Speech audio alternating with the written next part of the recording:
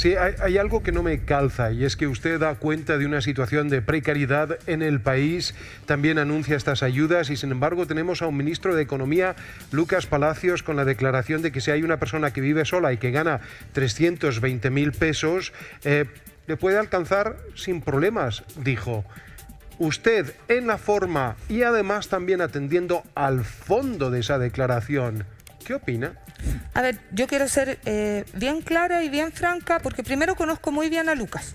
Y de verdad que creo que esa fue una mala expresión en un contexto que haber sido más largo, porque si hay un hombre comprometido de verdad con el mal pasar y la importancia de la recuperación económica y que tenga un componente social es Lucas. Yo creo que ahí, entre una larga entrevista, muchas frases, puede haber salido una frase que lamentablemente no es lo que representa lo que él cree de verdad. Aquí estamos todos convencidos que con 320.000 pesos no alcanza nada. Lamentablemente, además, la vida está mucho más cara, hay mucha especulación. Eso es lo que quería saber. Quería saber si objetaba la forma, cómo se dio la información, o también el fondo de decir, es verdad, 320.000 pesos no alcanzan para nada. No alcanzan, Amaro, esa es la verdad, y por eso muchas veces nosotros lo que generamos es cómo vamos generando más posibilidades de ingreso de esas familias.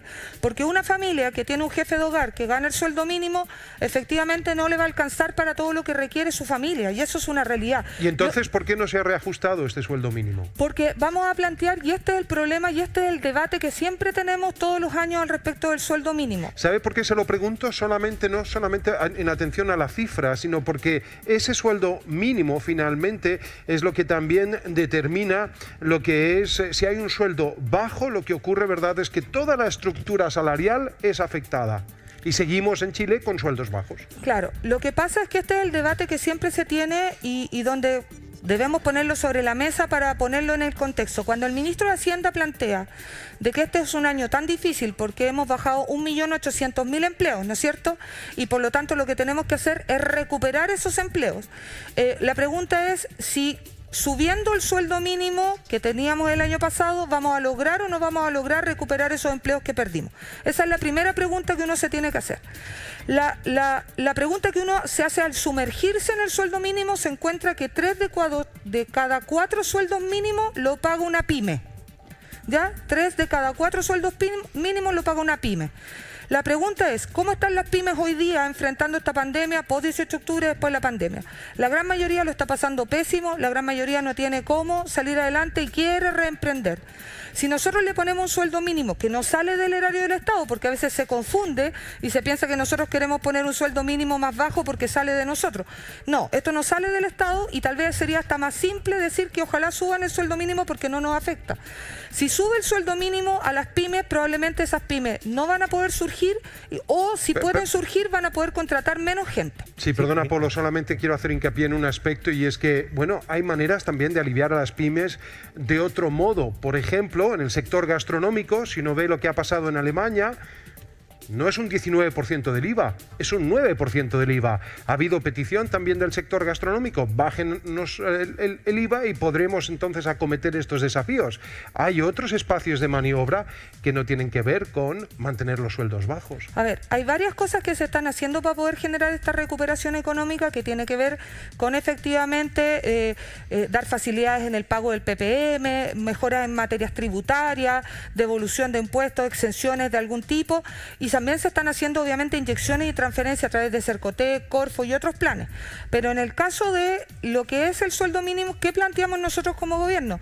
Planteamos que tal vez la discusión de mejorar el ingreso de esas familias al bolsillo directo no pasa porque nosotros obliguemos a todos a pagar más de este sueldo mínimo, sino que a través nuestro, como Estado, con el ingreso mínimo garantizado, que depende de nuestro ministerio junto con Hacienda y lo coordinamos con Trabajo.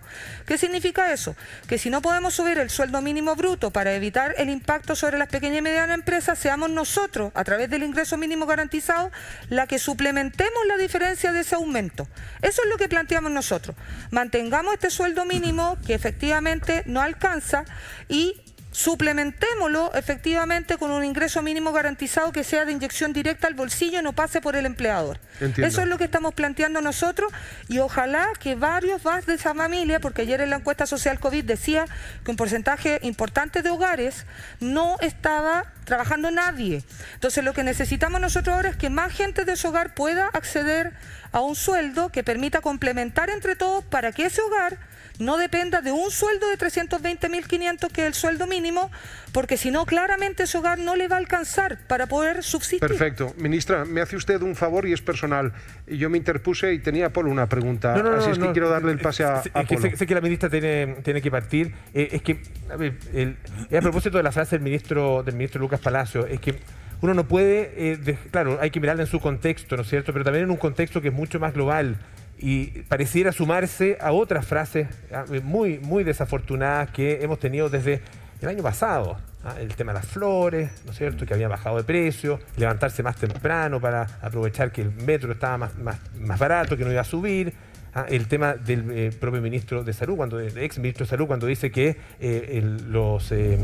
no conocía, no sabía que había esos niveles de pobreza. Entonces, ahora viene esta frase del ministro Lucas Palacio, nos da cuenta de una desconexión finalmente, o de cierta insensibilidad en definitiva hacia lo que está viviendo la gente. Es que sabe, Polo, que conozco tan bien al ministro Palacios que tengo certeza de que esa insensibilidad no existe, que esa desconexión tampoco existe. Yo creo que en medio de una entrevista, como a veces puede pasarnos cualquiera de nosotros, sale fuera de contexto una mala frase y yo de verdad que sé que él considera que los 320.000 pesos para una familia que tiene, no sé, 3 hijos y es la única persona, un jefe de hogar, el que gana el sueldo mínimo, por supuesto que lo pasa pésimo con ese ingreso.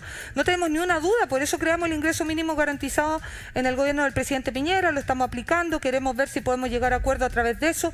Si el sueldo mínimo hoy día que se está debatiendo en cero es solo para tratar de proteger a las pequeñas y medianas empresas que dan mucho trabajo en nuestro país, porque necesitamos que se devuelva ese 1.800.000 empleos donde las pymes tienen mucho que decir. Es eso lo que nos está motivando y yo sé que al final del día todos queremos poder ir avanzando y ojalá nos recuperemos rápido con mirada de género, como decía Amaro, porque las mujeres siempre han quedado atrasito de todo lo que son las inyecciones de recuperación económica y en realidad si nosotros avanzáramos con las mujeres probablemente de esa recuperación económica sería mucho más exitosa la recuperación. Entonces yo de verdad que creo que todos nosotros sabemos que una familia que recibe un sueldo mínimo y que tiene que mantener a 4 personas más, ese jefe de hogar, por supuesto que lo pasa pésimo entre el pago del arriendo, entre los gastos que tiene para alimentarse, entre el transporte, o sea, es evidente que o tiene que endeudarse pidiendo un préstamo tal cual como dijo la encuesta, o definitivamente tiene que empezar a bajar gastos en temas sensibles como alimentación, servicios básicos y otros, y estamos conscientes que eso es muy duro. Pero como usted lo ha dicho, ministra, y lo ha comentado con respecto a la encuesta que nos entregó los puntos más importantes. Queremos agradecer a la ministra Rubilar por estar con nosotros. Ministra, muy amable, usted sabe, tiene línea directa con el programa para entregar toda la información para que llegue a la ciudadanía que es